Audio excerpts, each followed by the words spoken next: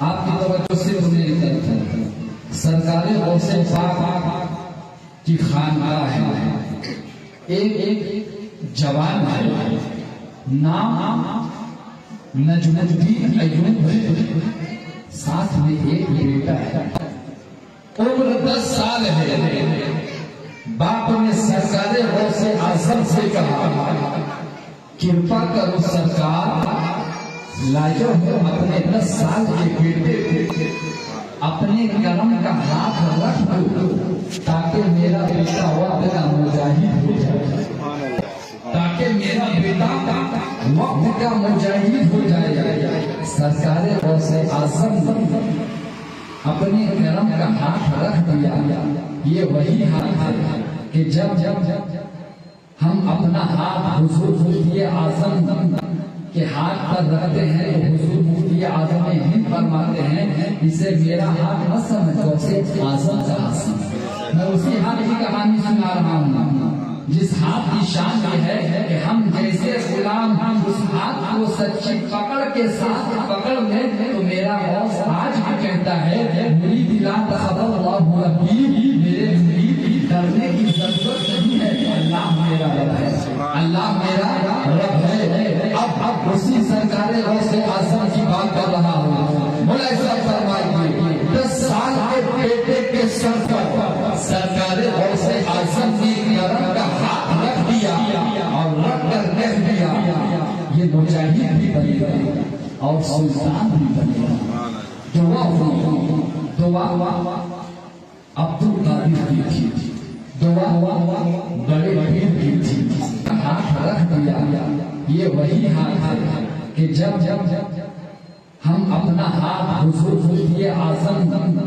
کے ہاتھ پر رکھتے ہیں تو حضور مفتی اعظم ہند فرماتے ہیں اسے میرا ہاتھ نہ سمجھ غوث اعظم کا ہاتھ. میں اسی ہاتھ کی کہانی سنا رہا ہوں جس ہاتھ کی شان یہ ہے کہ ہم جیسے غلام ہم اس ہاتھ کو سچی پکڑ کے ساتھ پکڑ لیں تو میرا غوث آج بھی کہتا ہے مرید لا تخف اللہ ربی، میرے مرید ڈرنے کی ضرورت نہیں ہے، اللہ میرا رب ہے، اللہ میرا رب ہے. اب اسی سرکار غوث اعظم کی بات کر رہا ہوں. مولا صاحب فرمائیے 10 سال کے بیٹے کے سر پر سرکار غوث اعظم کی کرم کا ہاتھ رکھ دیا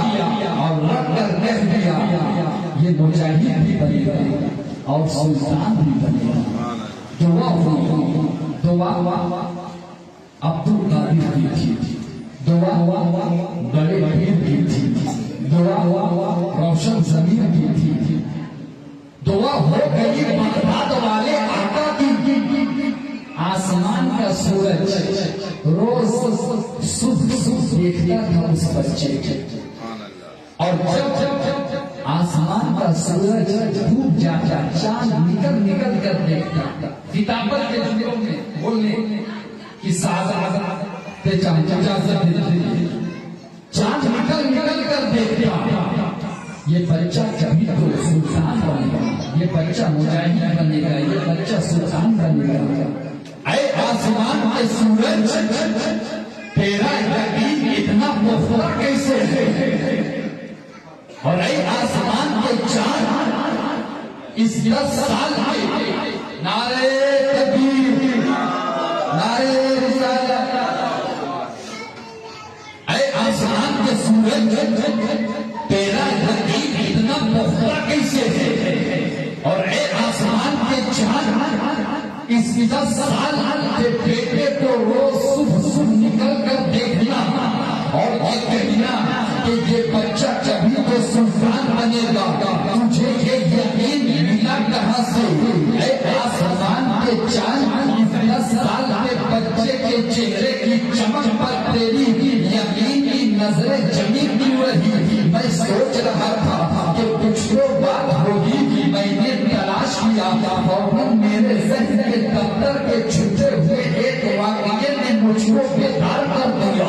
میں نے دیکھا کہ میرا غوث ہے ایک اللہ والا ہے. اللہ والے نے کہا اے عبد القادر تیری جوانی سے بہتر تو تیرا بچپن تھا، اتنا سننا تھا. سرکار غوث پاک فرماتے ہیں